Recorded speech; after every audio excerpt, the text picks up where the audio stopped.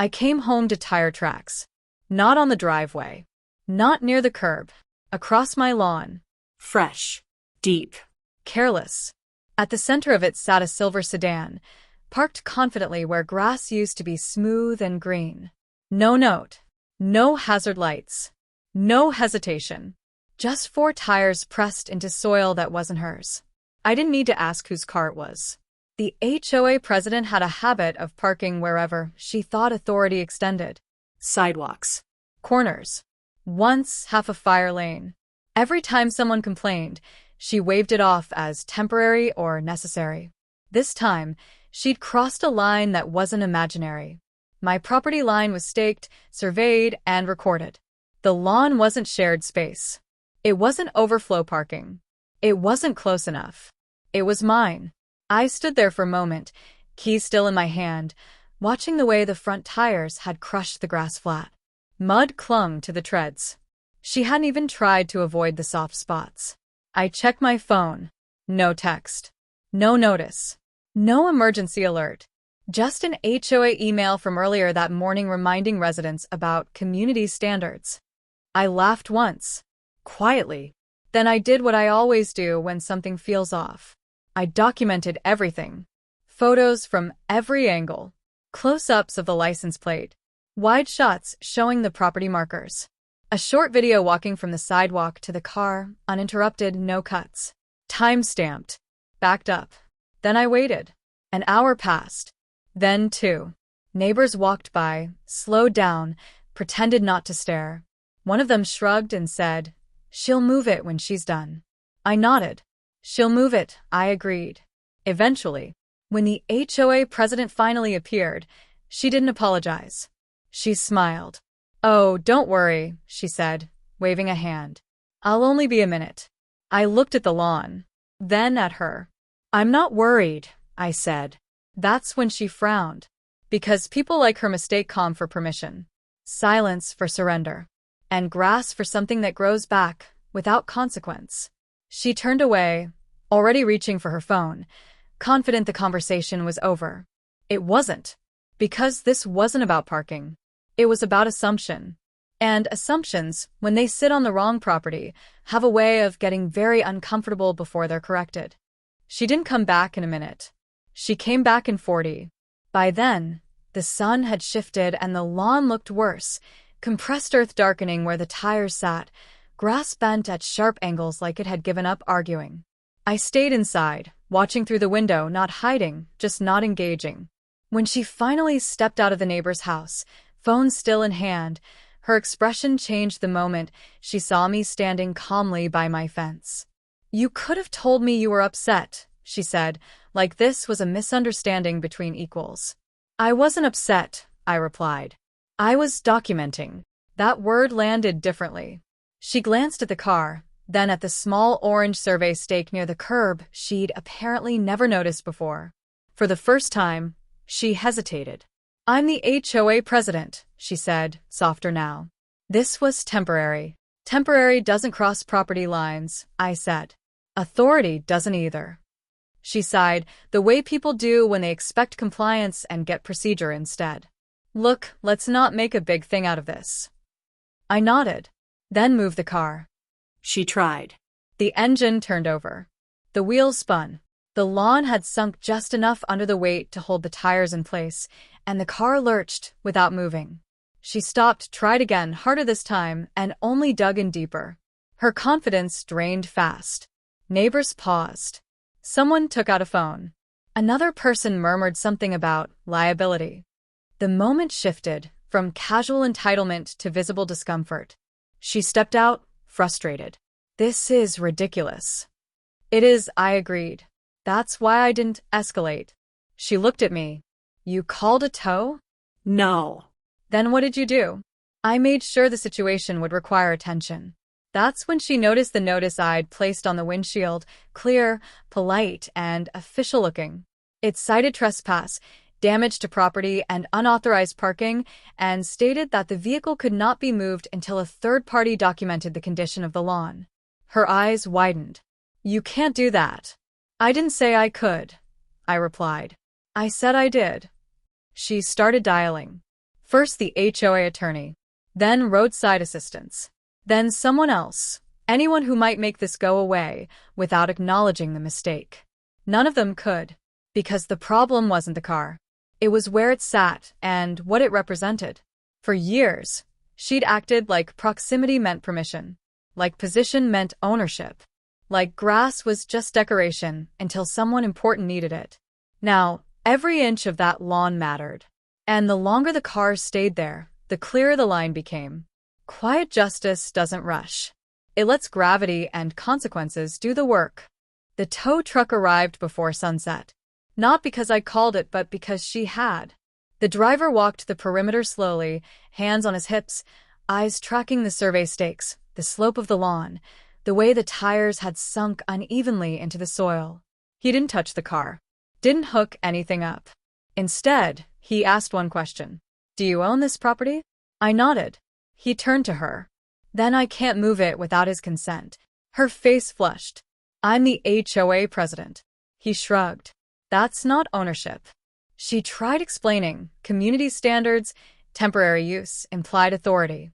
He listened politely, then pointed at the ground. This isn't a parking space, he said. It's damaged private property. Neighbors had gathered by then. Not a crowd, just enough people to make it uncomfortable. Enough witnesses to turn confidence into caution. She pulled me aside. Let's be reasonable, she said, voice low. What do you want? I thought about that for a moment. I didn't want money. I didn't want an apology shouted for show. I didn't want a scene. I want acknowledgement, I said. In writing. That you parked here without permission and caused damage. Her jaw tightened. That could be used against me. Yes, I said. That's the point. She stared at the car like it had betrayed her. Because in a way, it had, by sitting exactly where she'd put it, refusing to be moved without consequence. Her phone buzzed. An HOA board member. Then another. Whispers started traveling faster than explanations. The tow driver stepped back. I'll wait, he said. But I'm billing for the time. She sighed and nodded, defeated, not dramatically, just quietly, the way people do when they realize leverage has shifted and isn't coming back. She wrote the statement on the hood of her car, pen pressing hard. Unauthorized parking. Private property. Responsibility accepted. I photographed it. Then I signed below, granting permission to remove the vehicle. The tow took less than 5 minutes. When the car was gone, the lawn looked worse than I'd imagined. Ruts. Torn grass. A clear outline of where something heavy had sat without care. She didn't look at me when she left. The next morning, an email went out to the entire HOA. A reminder about respecting property boundaries. A note about personal liability. A policy update regarding parking enforcement. Her name was on it, but the tone wasn't the same anymore. Because authority is loud until it's tested. And once it's grounded, literally, it tends to stay that way. Quiet justice doesn't need spectacle. Sometimes, it just lets people stand next to the mess they made long enough to understand it. The repair crew came 2 days later. Not hired by me, by the HOA. 3 people in matching polos stood at the edge of my lawn, clipboards in hand, carefully not stepping where the car had sunken. They measured, photographed, and whispered like they were in a museum instead of a front yard. I watched from the porch. The HOA president didn't come with them. She sent an email instead. It was long, carefully worded, filled with phrases like unintended use, miscommunication, and good faith.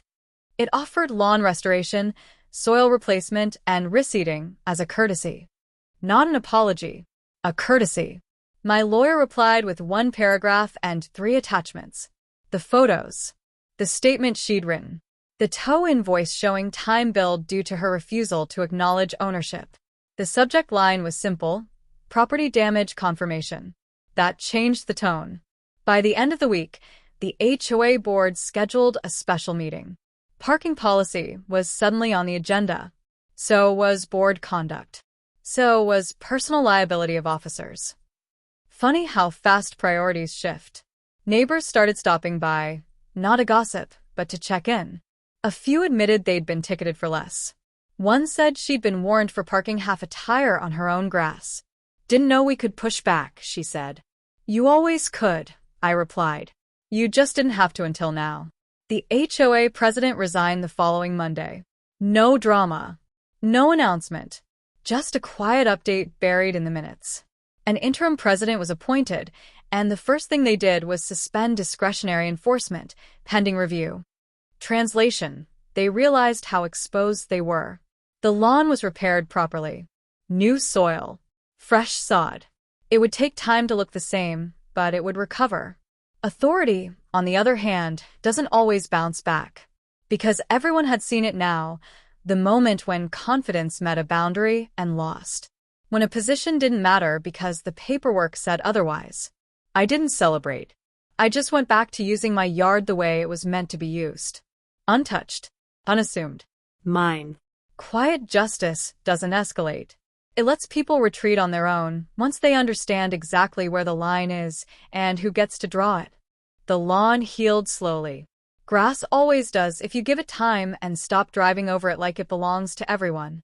Within a month, the worst of the rut softened. By the end of the season, you'd only notice the damage if you knew where to look. People like her never do. The HOA changed after that. Not loudly. Not proudly. Just carefully. Parking enforcement became consistent instead of selective. Board members stopped borrowing spaces and corners. Notices started including maps. Surveys were referenced. The word permission showed up more than once. No one ever parked on my lawn again. The interim president stopped by one evening, not to apologize, but to confirm boundaries for a future project. He brought paperwork. He asked questions. He waited for answers. That alone told me everything. Because respect doesn't arrive with speeches. It shows up with clipboards and caution. Neighbors still mention the incident sometimes, usually in a half-joking way. Guess the grass bites back, someone said once. I smiled and let it pass. It wasn't about revenge. It wasn't about embarrassment. It was about a line. A line that had always been there, documented and clear, until someone decided their role mattered more than the record. It didn't. Authority isn't something you get to park wherever you want. It's something that only works when it knows where to stop. My lawn stayed mine. The HOA stayed quieter. And everyone learned, without another meeting, that confidence doesn't flatten property lines. Only tires do. Quiet justice doesn't shout. It just holds its ground and waits for people to notice they've crossed it.